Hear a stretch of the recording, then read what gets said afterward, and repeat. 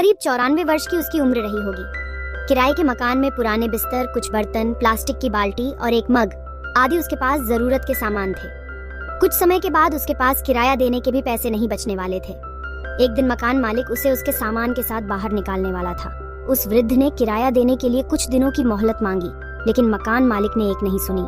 तब पड़ोसियों को उस वृद्ध पर दया आ गई थी और उन्होंने मकान मालिक से अनुरोध किया कि उसे कुछ समय दे दो।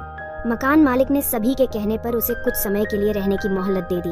वृद्ध खुश होकर फिर से अपना सामान अंदर ले गया। उस दौरान रास्ते से गुजर रहा एक पत्रकार रुककर यह नजारा देख रहा था। उसने सोचा कि ये तो हद हो गई, इस घटना को तो अखबार में छापना चाहिए। उसने शीर्षक भी सोच लिया, क्रूर मकान मालिक बूढ़े को पैसे के लिए किराए के घर से बाहर निकाल देता है। फिर उसने वृद्ध किराएदार की और किराए के घर की कुछ फोटो भी ले ली। ये खबर लेकर वह अपने दफ्तर में पहुंचा और इस घटना के बारे में अखबार के मालिक को बताया। मालिक फोटो देखकर हैरान रह गया और उसने पत्रकार से पूछा, क्या तुम इस बूढ़े किराएदार को जानते हो? पत्रकार ने कहा, नहीं। इसके बाद अगले दिन अखबार के फ्रंट पेज पर बड़ी खबर छपी जिसका शीर्षक था, भारत के पूर्व प्रधानमंत्री गुलजारी लाल नंदा एक दयनीय जीवन जी रहे हैं।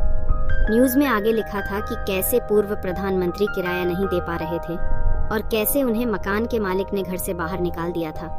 टिप्पणी की थी कि एक व्यक्ति जो 2 बार पूर्व प्रधानमंत्री रह चुका है और लंबे समय तक केंद्रीय मंत्री भी रहा है, उसके पास अपना खुद का घर भी नहीं है। इस खबर के बाद दूसरे दिन वर्तमान प्रधानमंत्री ने मंत्रियों और अधिकारियों के वाहनों के एक काफिले को उनके घर भेजा।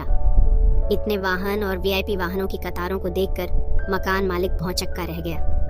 जब उसे यह पता चला कि मैंने जिसे किराए पर अपने मकान में रखा है वह और कोई नहीं, भारत के पूर्व प्रधानमंत्री श्री गुलजारी लाल नंदा है, तो वह अपने दुर्व्यवहार पर बहुत ही शर्मिंदा हुआ और तुरंत ही गुलजारी लाल नंदा के चरणों में झुककर माफी मांगने लगा। बाद में सरकारी अधिकारियों ने गुलजारी लाल नंदा से सरकारी आवास और अन्य सुविधाएं में रहने का अनुरोध किया, लेकिन श्री गुलजारी लाल नंदा ने कहा कि इस बुढ़ापे में ऐसी सुविधाओं का क्या काम। यह कहकर उनके प्रस्ताव को स्वीकार नहीं किया। गुलजारी लाल नंदा अंतिम श्वास तक वे एक सामान्य नागरिक की तरह एक सच्चे गांधीवादी बनकर रहे।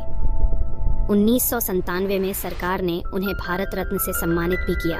दरअसल गुलजारी लाल नंदा एक स्वतंत्रता सेनानी थे और उन्हें तब 500 रुपए प्रति माह वेतन मिलता था, लेकिन उन्होंने यह कहते हुए इस रुपए को लेने से मना कर दिया था कि उन्होंने स्वतंत्रता सेनानियों के वेतन के लिए लड़ाई नहीं लड़ी थी।